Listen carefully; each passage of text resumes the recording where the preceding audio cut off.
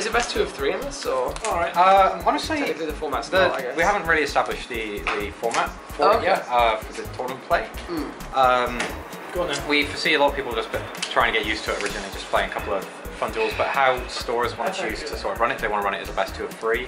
Makes sense. Maybe they say you bring 3 decks or something and you want to play each character as your best of 3.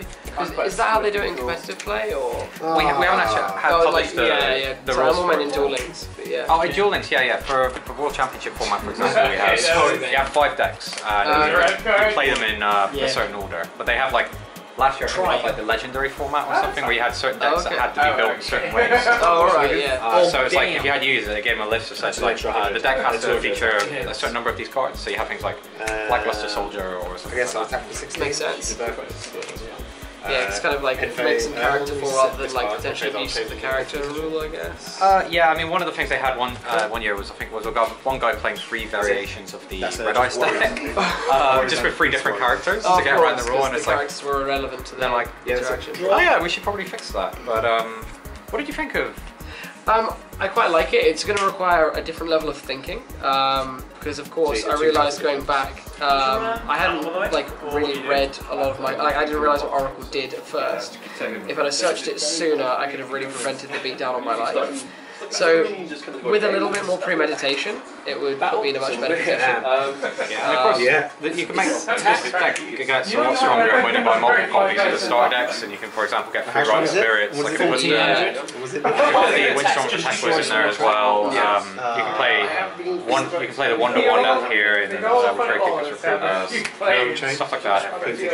So, I mean, my only other note was like the starter deck. I don't know if they're all the same case. The starter decks seem a little monster heavy, but of course I'm used to a format. I'm used to competitive formats with lots of removal and lots of 1-card utility. Sure. So it's a real difference in mentality to go back to that value meta. Oh yeah, we're actually accumulating value via battle phase. Yeah. Like I haven't had to use a Sabersaurus for a long time. So. Sabersaurus is a bit too strong for this. Yeah, to be fair. The attack ceiling, I think, for an effect monster is gear for the Iron Knight on that, which is 1800. But like everything else is the normal monsters have higher attack, but that actually matters a lot more in this format. To get the ratios back on, this one actually plays Spell Trap heavy. The problem is, it's like you've got things like in the initial build, lots of cards that require you to control something to make the most of it. Makes sense, but it's still very characterful. That's why you've got the obvious Dark Magician acceleration. Yeah. So Legion, the Fiend Jester, Sage's Stone. You've also got cool things like Magician's Circle. Yes. You can do some outplays, but it's like one of the things we want to do with speed dueling is actually have depth so existing players could actually have fun with it. Say you want to bring a new friend into Yu-Gi-Oh! And you say, right, here is, I don't know, let's just pick, here's Goki, right, we're going to teach you how to play. Yeah. So, congratulations, out of turn 1 you have 0 cards, you should have used your hand trap. And your new player's like, sorry, what? So, we want to have an entry point, because Yu-Gi-Oh! Kind of is struggling with that, to be honest.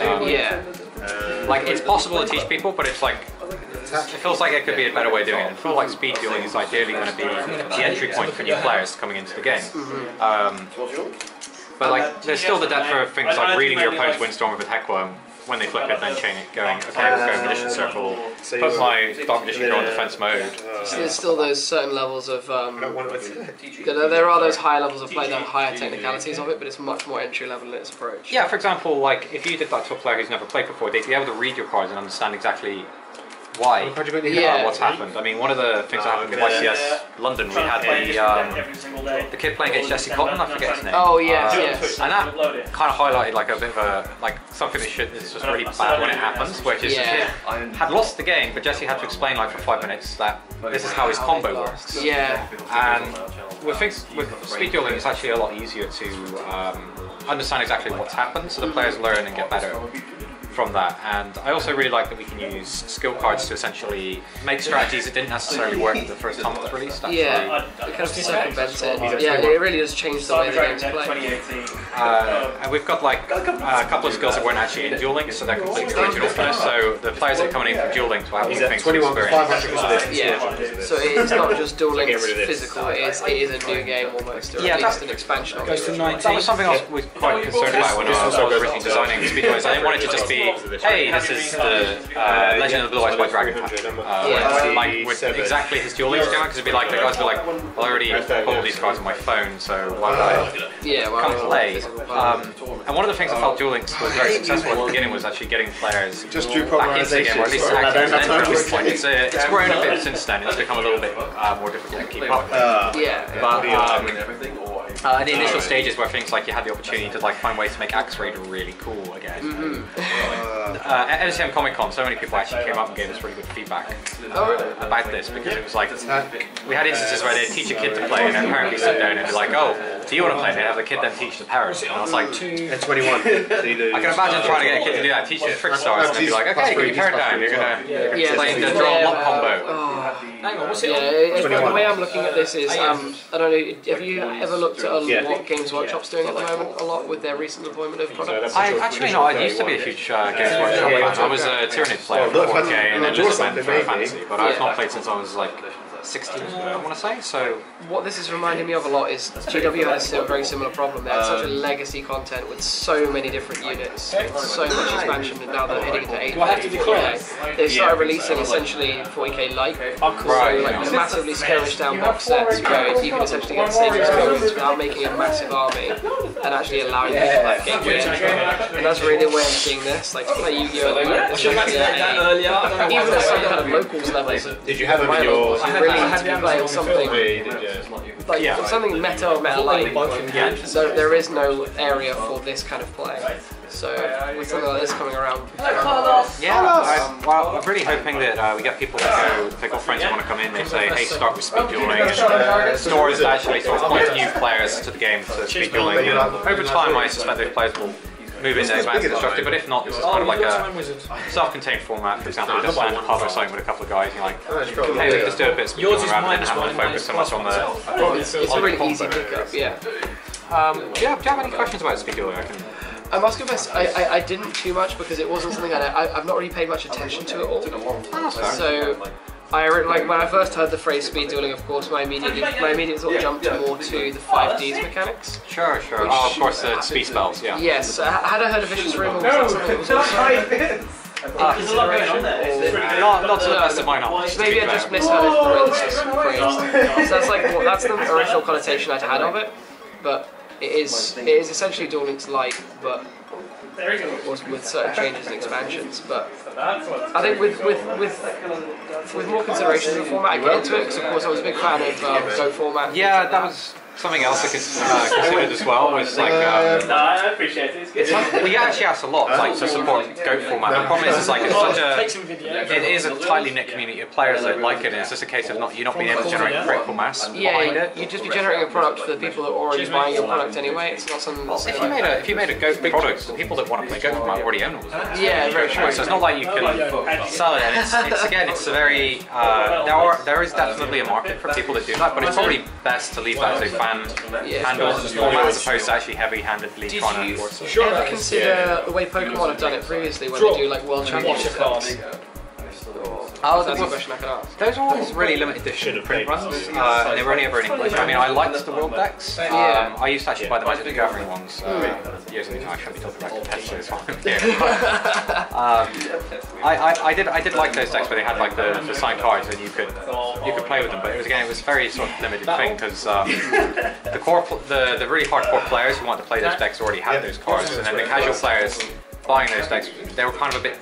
In some cases, they were too advanced for them, or you have other players who'd be like, "Oh, these are cool collectibles." So it was kind of a very small audience. Yeah, it didn't really find a home, I guess. It's kind of too spread out across. And it ended up. I don't know if they still continue to do those lines. I think Pokemon might, but I know Pokemon does World decks. They still do World decks. I know Wizards moved away from that years ago. But, I do remember them. I like the concepts. I think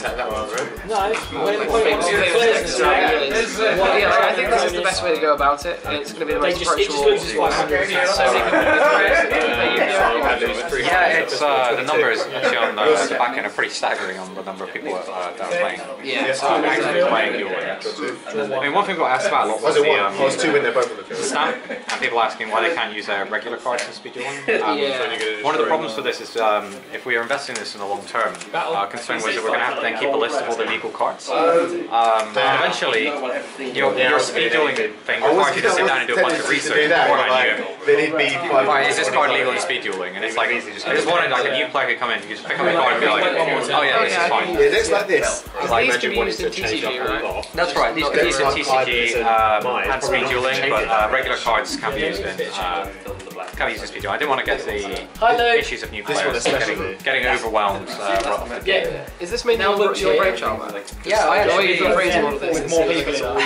Yes, I had a lot of help later in development, but the initial concept was originally we were going to create something for stores that was just going to be like this dual skill product which had all the different summoning mechanics, and then the more and more we went into it, we found like a need in the market for this kind of like, how do new players get into Yu-Gi-Oh! And we only have like the start deck, and that's tricky. That's like kind of tricky to get people in, because you go, here's your start deck, and then they're going to go to their locals. You throw them into locals, yeah. Trickstar or something. So it's sort of going over a lot of revisions, and then originally we didn't have the skill cards in. And then somewhere along the way, it said like, oh, we should really find a way to get the skill cards in. So ended up having to go into negotiations, and then surprisingly it was okay, and I was like, that's exactly what I was creating an entire new. It's because it required an entire new design. So once we got that okay, it was like, oh, this is really cool. And then we had originally it was only skills from Duel Links, and then actually after talking to Kevin Tour, he kind of tricky said, why are we limiting ourselves to this? Why are you limiting yourself to this? Like, why don't you try? He actually pitched a skill for Kaiba's Dragon Caller, and he said, why not do something like this where you can have Jeff? And I was like, that's actually a really good idea.